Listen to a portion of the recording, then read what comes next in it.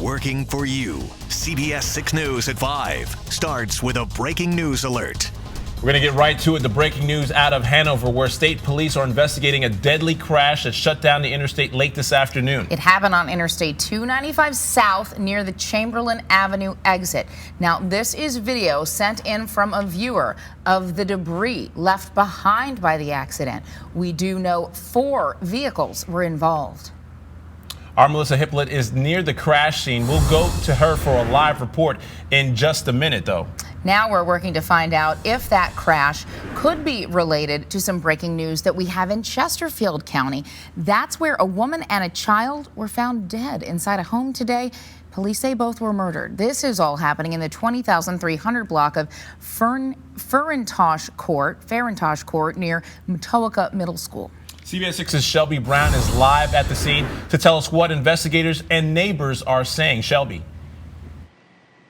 Well, Rob and Julie, this is still a very fluid situation, according to Chesterfield police, but they have been here on the scene for several hours. We were told by police that they came here to initiate a welfare check for a family that lives here in this cul-de-sac behind me. We know it is now being investigated as a double murder. Just to set the scene for you, this is what's happening here on the scene right now. You can see that Chesterfield police are here lining the street. This is Farintosh Court. The home that they're focusing on is a yellow home with gray shutters in the cul-de-sac that you see here. A mobile command unit is set up as well. Officers are here securing the scene. They've blocked off the street. They don't want anyone to drive down this street unless they live here. Neighbors have been seen comforting each other. It's been a very emotional scene. In fact, just moments ago, a woman pulled up in a car. She jumped out. She tried to run down the street. She was screaming, "My sister." Chesterfield police stopped her before she could get to that home in the 20,300 block of Farintosh Court. Again, police telling us they know that they found a juvenile, a little girl, and an adult female inside deceased. Neighbors are stunned. We never know. That's it. And pay attention to what's going on in your neighborhood. I got tears in my eyes now. A child, you know. You don't hear about too much of that. You know, this happens everywhere else, not where I live. So neighbors obviously very concerned. Family members appear to be coming to the scene as well. A lot of emotion here. Police again on the scene with this mobile command unit. Neighbors that we spoke with tell us that police earlier today were going door to door asking them if they heard anything within the past 24 hours. Of course, many questions to be answered today. CBS 6 will continue to follow this story and bring you the very latest. For now, working for you in Matoaka, Shelby Brown, CBS 6 News. All right, thanks, Shelby. We're also tracking strong storms across the Richmond area. Let's send it right over to Chief Meteorologist Zach Daniel in the Weather Center. Zach. Yeah, big-time storms out there. Main threat here is just very, very heavy rainfall. And, of course, lightning always a big threat. Some storms up north, Spotsylvania, Brokenburg, Doswell area, Hanover. But the big one here that's moved up the north side of the metro is now moving in to Ashland, farther south through Glen Allen. North side here along 295, tremendous amount of rain coming from these storms. Again, if you're going to hit the roadway, wait till these storms pass because the significant amount of rainfall here. There's the motion of this overspreading Tuckahoe, heading up towards Short Pump, out toward Innsbrook. They got a big show tonight with Foreigner out there, and they got a lot of folks out that way, probably out in the rain. And then farther south, there's a few little updrafts trying to get going here around Brandermill.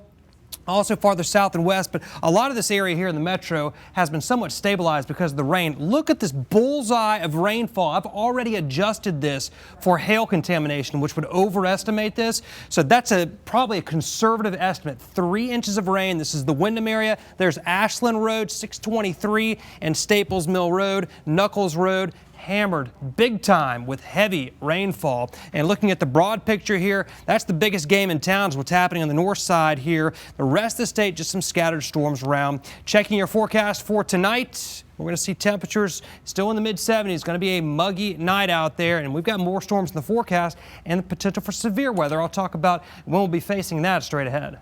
Thank you, Zach.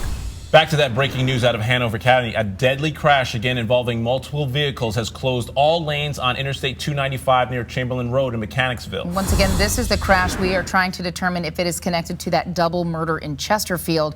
Our Melissa Hippolyte has been gathering details on the investigation into the crash and joins us live in Hanover. Melissa?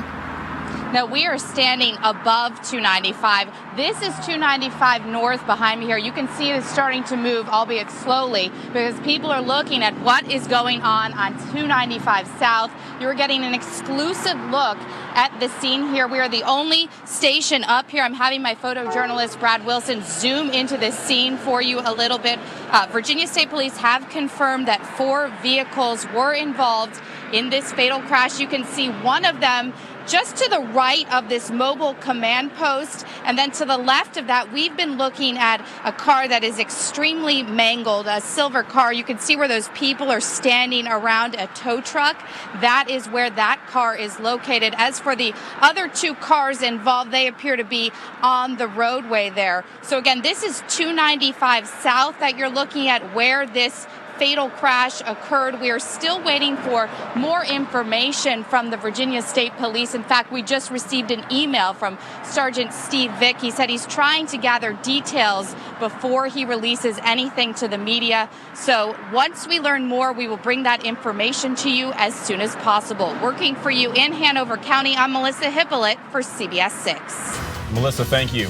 And of course, this is the time folks are trying to get home. A lot of people live around that area in Hanover. Let's check in with Raymond Hawks in the traffic center to find out how to get around this crash. Ray? Yeah, it's definitely causing delays throughout the metro area here. This is Interstate 95 on the southbound side. Right before you get to the 295 exit, you can see where they have that closed off if you're trying to make your way southbound. Also still having that delay right there along Interstate 95 as you're coming again southbound again, and 95 northbound there. We're also picking up a lot of heavy traffic. So as we pull back out to the maps here, you can see this is exactly where the accident is, right here on 295 south, but this is where you're going to have your best detours here is Interstate 95, also 301, even trying to Route 1, but the best way if you want to avoid all of that is to use Mechanicsville Turnpike back to Interstate 295. For now, let's look at traffic. Let's send it back to the desk.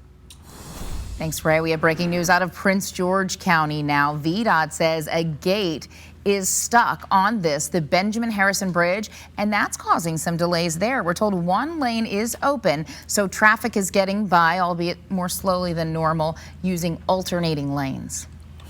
A former Dinwiddie County Sheriff's deputy is finding himself on the other side of the law tonight. He's been indicted on malicious wounding charge after an incident involving his estranged girlfriend. Now, a dozen other cases he's been a part of have been dropped. CBS 6's senior reporter Wayne Koval joins us in the newsroom with the CBS 6 exclusive. Wayne?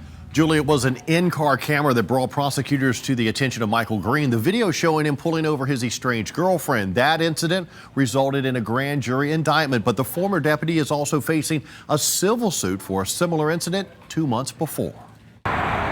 Sources say Michael Green was on duty when he pulled over his estranged girlfriend on August 4th of last year. He had pulled her over and charged her actually with traffic infractions. But Green's in-car camera showed a much different version of what happened. In reviewing the evidence of what was supposed to be the case against her, we see that it's much more about a case against him than against her. Sources say Green was dismissed from his job the next day, and now he's been indicted by a grand jury for malicious wounding with a caustic substance. He could be facing from 5 to 30 years in prison for this particular charge. And about a dozen cases involving Green, including 1 felony, will no longer move forward through the Dinwiddie court system. Cannot ethically go forward, not willing to go forward when a charge is based on a former officer's testimony, and we have doubts about the integrity of that. I think that's the right decision on the part of the prosecutor to assume that all the cases are tainted and drop the cases. A similar case involving a traffic stop from June of 2014 has resulted in a $1.3 million lawsuit against Green. The drivers in both cases had the charges against them also dropped by the Commonwealth. The reason for the malicious wounding with a caustic substance charge is because sources say the video shows Green pulling his estranged girlfriend out of her car, pushing her to the ground, and while on top of her, he uses his mace. Green had 4 years with the Dinwiddie County Sheriff's Office. He is behind bars with no bond. Julie? Thank you, Wayne. The Chesterfield father who was arrested for running from police, Prince George police, and then forcing an elementary school to go into lockdown, faces new charges tonight. 48-year-old Ronald White is charged with assault on law enforcement, 2 counts of eluding police, driving with a revoked license, and failure to obey a traffic signal. Police say he ran from a Virginia state trooper after he was stopped and questioned at a Pilot gas station. That's when officials say he ran into a car and sped off. We're told local police officers saw him run into that car and they started to chase him, signaling for him to pull over. He eventually pulled into the South Elementary School parking lot where he was boxed in by police cruisers. Officials say in an attempt to get away, he crashed into a police car and officers used a taser to stun him. One officer and White were taken to Southside Regional Hospital to be treated for injuries. Chesterfield police have charged this mother, Jessica Harris, with DWI and neglect after she was caught driving drunk. Police say an officer saw her car stopped in the right lane on Midlothian Turnpike early Sunday morning. An investigation found she was driving while intoxicated. Police say 2 children, 2 months and 18 months old, were in the car with her. They are unharmed and have been released to a relative. Federal court documents show that a 4th suspect has been arrested for stealing 30 guns from a Powhatan pawn shop. Malik Osborne was arraigned in court yesterday, and this morning the 3rd suspect, Michael Thomas, was in federal court and learned his charges would go to a grand jury. All 4 suspects you see in this surveillance video accused of breaking into the gun shop in the early morning hours of May 18th. The Commonwealth's attorney said in court today that some of the guns may already be in the hands of gang members and convicted felons. Federal prosecutors say former First Lady Maureen McDonald's corruption charges should be upheld.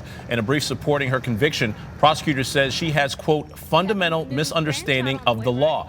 She, along with former Governor Bob McDonnell, have been sentenced to prison time for their charges and are in the process of appealing. Defense lawyers for both of them say their clients did nothing wrong while the governor was in office.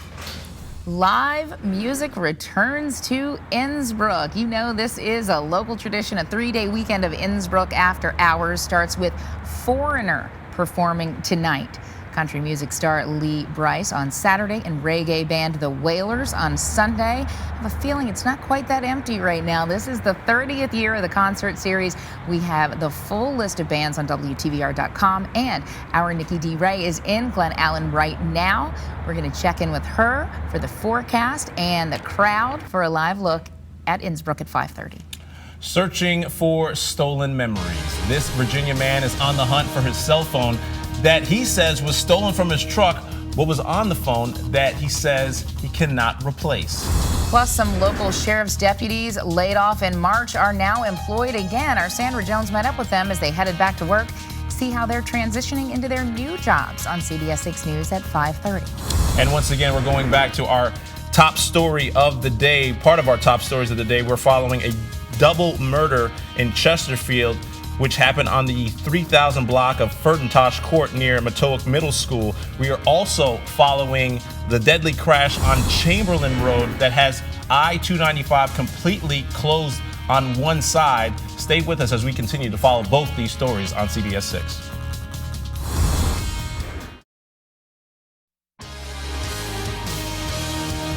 We're learning more about the investigation involving former Speaker of the House Dennis Hastert after it was reported that he was indicted in Illinois on bank-related charges. CNN is reporting that Hastert was paying a former student to keep quiet about allegations of sexual misconduct.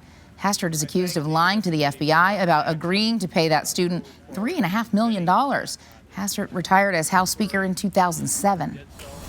New at 5, a Hampton man is searching for his stolen cell phone, but it's not for the monetary value. It's because there are memories on that phone that he doesn't have anywhere else. According to a report by the Daily Press, Casey Haas says his black Samsung Galaxy S5 has pictures and 2 years worth of text messages between him and his late girlfriend, Brittany Newcomb, who died in a car accident in September.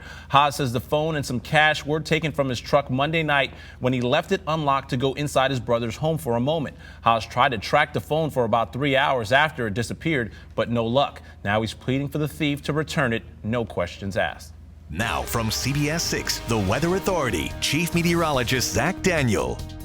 I'll start you off with a beautiful shot through our Sky Tracker Dominion camera, and you can see just a wall of water out there. The atmosphere is chock full of moisture, so when it rains, it will pour. And you know that if you've been caught under one of these showers and storms over the last couple of days, and the atmosphere is not really changing at all from one day to the next. The humidity is still there, the heat is still there, and that instability builds throughout the afternoon. And for the most part, the risk of severe weather is low, but some of these storms will produce some large hail.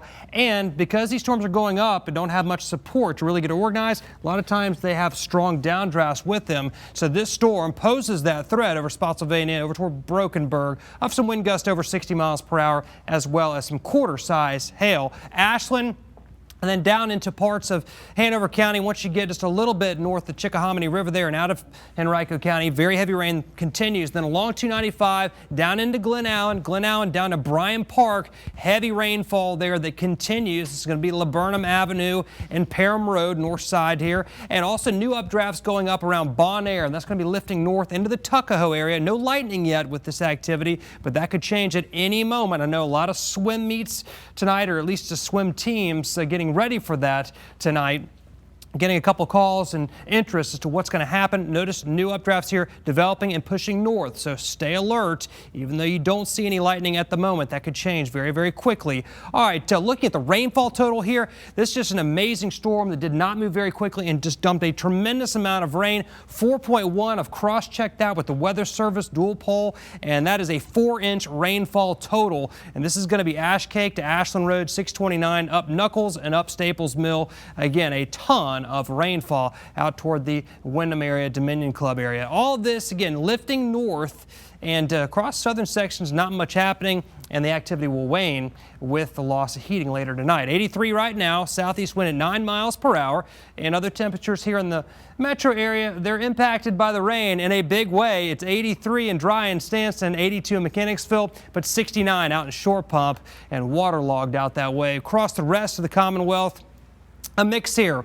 We have the 70s and some 80s, and again, it all just kind of depends on how close you are to one of those showers and thunderstorms. Lows tonight, more of the same here, mid to upper 60s, and highs tomorrow, upper 80s and some low 90s. 90 here in Richmond. The heat index will likely hit about 93 in the hottest part of the day. There's your Metro Skycast for tomorrow. We could have a couple pop-up storms, so I'm going to leave the rain chances in any one spot less than 20%, but if you're going to be out, and a lot of people are this time of year, just stay weather aware in the afternoon, keep an eye on the sky. All right, that's what we have right now. Tonight, things wind down, and tomorrow, a few pop-up storms, but really not that many. As we get into Sunday, good start to the day, not much happening. By afternoon, we'll see some storms firing up to our north and west, and some of those will drift into the area pretty late on Sunday. There's the rainfall probability. 40% Sunday, 60% by Monday, back down to 40 Tuesday, and we finally get a break here from the rains and from the heat and humidity. Check the 7-day forecast, and we've kind of delayed that cool down a little bit. Now it looks like Monday is still going to be quite warm, but looking good from really most of Tuesday, but definitely Wednesday, Thursday, and Friday. A nice stretch of weather headed our way. Thanks, All right, Zach. appreciate it, Zach. Check your attitude. We'll tell you how much more money workers with a good attitude make than their cynical coworkers.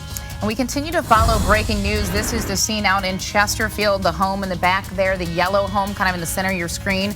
An investigation underway for a double murder. We're also working to find out if this is connected to a deadly crash on 295 in Hanover. We'll keep you up to date as we follow this breaking news on the air and online, WTVR.com.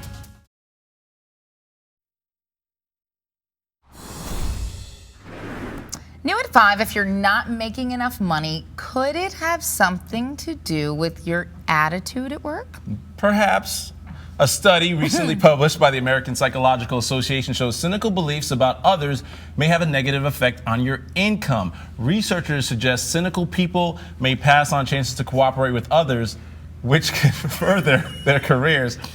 A separate study on the same topic in Germany found those with low levels of cynicism earned, on average, $300 more than their cynical counterparts. And this is just a setup. It's begging. It's just begging for a setup for the most cynical person in the entire newsroom. Raymond, how you doing, my friend? My attitude is because I work with you. That's why. Is it? Really? Okay. I see. This is It should be a starting to happy one then. This is starting to be my favorite part of the day. This little interchange exchange Our here. feud every day. But yes, because I work with him. But you're going to have an attitude today. We got to really talk about this traffic right now. I know. Interstate 95 northbound and southbound is a mess this evening. That's also because of the accident on Interstate 295 there. As you can pull out to these cameras here, you can see we're picking up several delays along 95 northbound and southbound, as well as Interstate 64 there. So again, just want to allow yourself a few extra moments if you're in that area. As we pull back out to the maps, again, 295 southbound and right there, the Chamberlain exit, that's closed. So Interstate 95, Route 1 and Route 301 are some of your best bets there, but that's also picking up a lot of heavy traffic. So if you really just want to avoid, you might want to take 60 bound west and take Mechanicsville Turnpike as an alternate. For now, let's look at traffic. Let's send it backwards to the desk. A little bit more money in your pocket if you're not so cynical, Raymond. All right, camping out on the roof. That's what this elementary school principal did. Tell you what the students did that forced him up there all night long. Plus, the observatory at the One World Trade Center is now open to the public. We'll take you 100 floors up for a look at the newest jewel in the New York City skyline.